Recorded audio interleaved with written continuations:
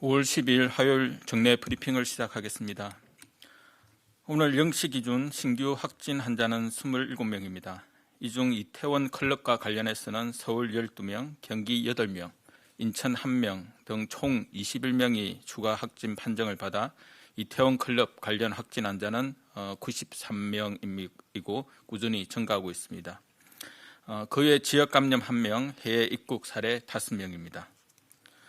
5월 10일 0시까지 발생한 확진 환자는 총 1,936명이고 이 중 9,670명이 완치되어 격리 해제되었으며 1,008명이 치료 중에 있습니다. 사망자는 총 258명이고 어제 안타깝게도 2분이 돌아가셨습니다. 고인들의 명복을 빌고 유가족들께는 깊은 위로의 말씀을 드립니다. 오늘 박능우 중대본 1차장 주재로 열린 중대본 회의에서는 각 중앙부처 및 17개 시도가 모여 코로나19 대응을 위해 협의가 필요한 사항에 대해 토론하였습니다. 박능우 1차장은 이태원 클럽 집단 감염으로 우리 방역 체계가 시험대에 올랐다며 국민 여러분들의 협조가 절대적으로 필요하다고 강조하고 차별과 배제는 코로나19 감염을 숨기는 사회 분위기를 조성해 방역을 방해하는 결과를 초래한다고 연대와 협력을 당부하였습니다. 5월 10일 오늘은 간호사들의 헌신을 기념하는 제49회 국제 간호사의 날입니다. 특히 올해는 나이팅게일 탄생 200주년을 맞이하여 세계 간호사와 조선사의 해로 지정하여 기념하고 있습니다. 하루에 813명의 환자가 발생할 정도로 코로나19 감염이 급증했음에도 불구하고 확산세를 꺾고 안정화시킬 수 있었던 것은 무엇보다도 간호사를 포함한 의료진들의 헌신이 절대적이었다고 할 수 있습니다. 특히 얼굴에 선명하게 드러난 고글과 마스크 자국을 보면서 간호사 여러분들의 노고에 가슴 깊이 고마움을 느꼈습니다. 정세균 총리께서도 간호사 여러분들이 인류 건강의 중심이라며 의료 현장에서 소명을 다하고 계신 간호사분들께 감사를 전하였습니다. 정부는 간호사들이 안심하고 치료에 전념할 수 있도록 지원하고 있고 앞으로도 의료 현장에서 계속 근무할 수 있도록 각종 제도적 개선 방안을 마련해 나가겠습니다. 코로나19와 싸우는 현장에서 앞장서 지원해 주신 간호사분들의 헌신과 노고에 다시 한번 깊이 감사드립니다.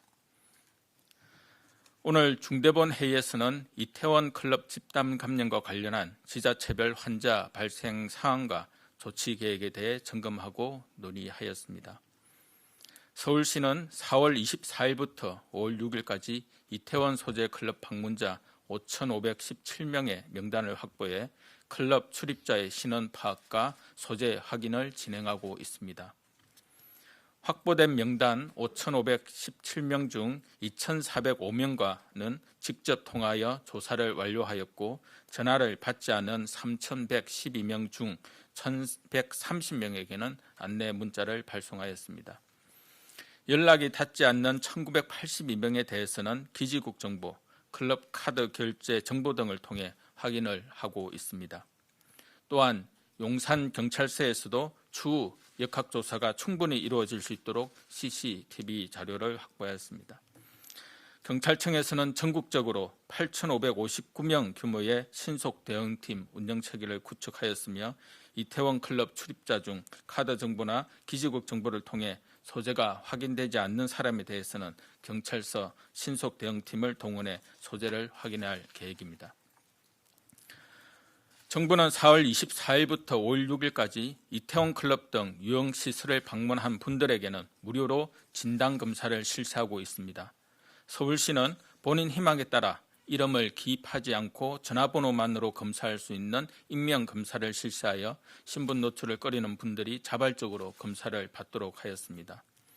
최근 평일 기준 하루에 5천에서 6천여 건 수준으로 진행되던 진단검사가 어제 하루 1만 2천 건 이상으로 증가하였고 현재까지 이태원 클럽 등 유흥시설 방문자와 관련해 7천여 건이 넘는 검사가 진행되었습니다.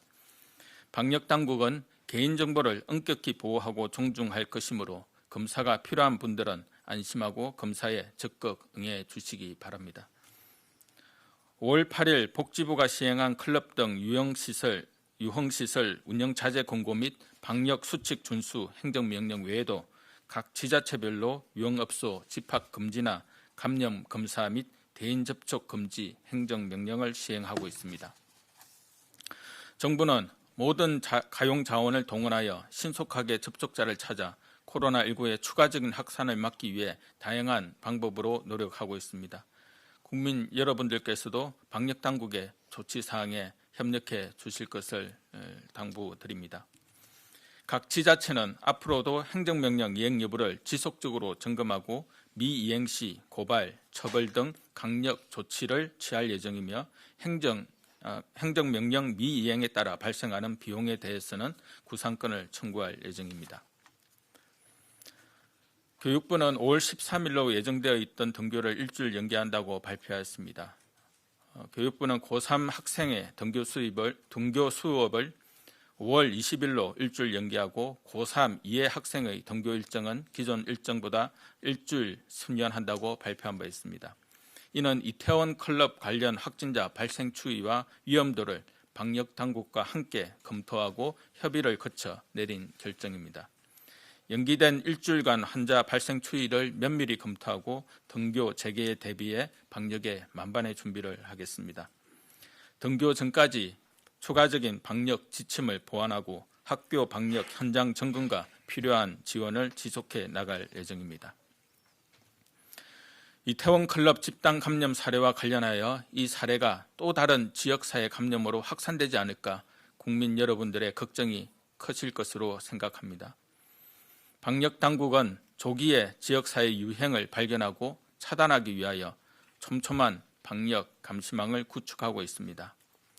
어제 코로나19 대응 지침 8판을 개정하여 오한, 미각, 후각 상실 등을 의심 증상에 추가하여 진단 검사 범위를 확대했습니다. 또한 각각 알이, 쌀이 등으로 약칭되는 다양한 호흡기 감염 감시 체계에 코로나19 감염을 추가하여 지역사회의 코로나19 환자 발생을 감시하고 있습니다. 해외 유입으로 인한 감염을 차단하기 위해 모든 해외 입국자는 2주간 자가격리를 하고 격리 종료 전 진단검사를 실시하고 있습니다. 요양병원과 정신병원의 경우 5월 13일부터 신규 입원 환자 및 종사자에 대해 진단검사를 실시할 수 있는 지원이 확대되었고 종사자는 발열과 호흡기 증상 유무를 주기적으로 확인하고 유증상자는 진단검사를 실시하고 업무에서 배제하고 있습니다. 지난 3월에는 요양병원에 있는 원인불명 폐렴 환자 전체를 대상으로 진단검사를 시행하였고 4월에는 집단 감염이 발생한 수도권 지역의 요양병원에 대해 표본 진단검사를 시행한 바 있습니다.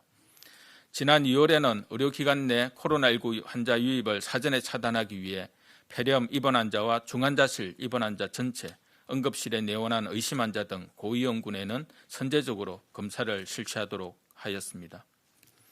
새로 입대하는 대구 경북 지역에서 입소하는 군 장병들에 대해서도 전수 진단검사를 실시하고 있습니다. 이와 함께 방역 사각지대에 있는 무자격 외국인 체류자와 노숙인, 쪽방, 거주민에 대해서도 코로나19가 의심되는 경우 진단검사를 받을 수 있도록 하고 있습니다.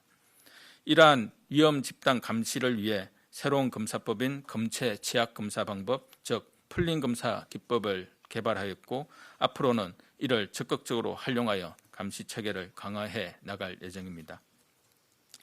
이렇게 촘촘한 감시 체계를 통해 소규모 유행을 조기에 발견하면 방역당국은 모든 자원을 동원하여 신속하고 정확한 역학조사와 접촉자 격리를 수행하여 코로나19의 전파를 차단하고자 합니다. 방역당국의 이러한 감시 체계와 함께 코로나19 감염을 신속히 발견하고 집단 발생을 조기에 차단하는 데 무엇보다 중요한 것은 국민 여러분들의 협조입니다. 이번 이태원 클럽과 관련한 집단 감염 확산을 차단하기 위해 4월 24일부터 5월 6일까지 이태원 클럽 등 유흥시설을 방문한 분들은 타인과의 접촉을 삼가하고 보건소나 1339를 통하여 선별진료소에서 검사를 받아주시기를 당부드립니다. 확진 환자에 대한 비난과 개인정보가 불필요하게 노출되는 것에 대한 우려 때문에 검사 받는 것을 꺼리는 분들도 있는 것으로 알고 있습니다. 이태원 유흥시설 방문자에 대해서는 개인정보를 철저하게 보호하고 검사를 실시하고 있으므로 조금이라도 바이러스 노출이 의심되는 경우에는 반드시 검사를 받으시기를 부탁드립니다. 방역당국은 기지국 정보, 카드 결제 정보 등을 통해 접촉자들을 추적하고 있으며 역학조사에 협조하지 않는 분들에 대해서는 경찰에 협조하에 CCTV 조사 등 대응해 나갈 계획입니다. 이번 이태원 클럽 집단 감염은 20, 30대 젊은 연령층이 많고 증상이 없거나 경미하여 스스로 인지하지 못한 채 대외 활동을 하고 있어 추가적인 감염 확산의 위험이 높은 상황입니다. 코로나19는 가장 활발한 사람들이 감염되어 가장 약한 사람들에게 전파시키는 치명적인 속성을 가지고 있습니다. 특히 80대 치명률이 20%가 넘는 등 고령자와 기저질환자에게 매우 치명적이고 이태원 클럽을 방문한 손자가 할머니를 감염시키는 사례도 있어 고령층으로 전염이 확산되지 않도록 주의가 필요합니다. 나로 인해 주변의 고령자와 기저질환자의 생명을 위협하는 일이 없도록 건강하고 증상이 없다고 해서 긴장을 늦추지 마시기 바랍니다. 또한 일반 국민들께서도 거리두기, 마스크 쓰기 등 생활 속 거리두기 기본 수칙을 준수하고 밀집, 밀폐 시설의 방문을 자제하여 감염 확산 속도를 늦추는 데 같이 참여해 주시기를 부탁드립니다. 감사합니다.